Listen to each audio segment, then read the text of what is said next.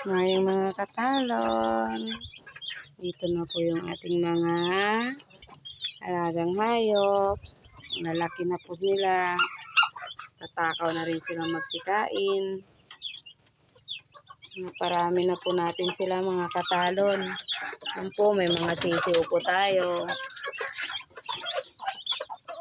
Ito po, galing po to sa incubator. Yung tatlong pula na yan, incubator po galing yan. Naparami na po natin sila mga katalon. Ito, may bagong isa na naman tayo. Mga malalaki na po yung mga dating sisiw natin. Ang kukulit. Sobrang kulit nila mga katalon. So, dito po yung iba.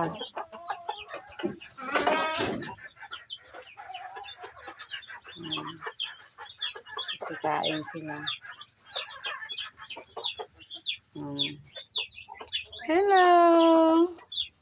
Ito po yung itlog ng pato natin mga katalon. Meron na po tayo 9 na piraso. Sana mapisa lahat. Dagdag sa mga alaga po natin yung mga katalon. Ang kukulit. Bibi, bibi, bibi, bibi.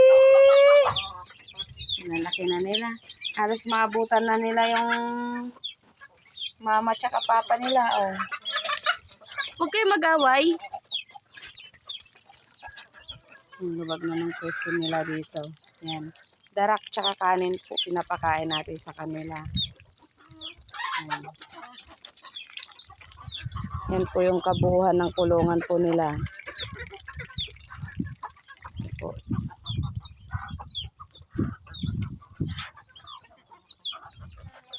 Naharangan na rin po natin yung bakod para hindi nakakalabas yung mga sisiw. Bakit di ka makapasok? Halika na, dali. Titi. Titi.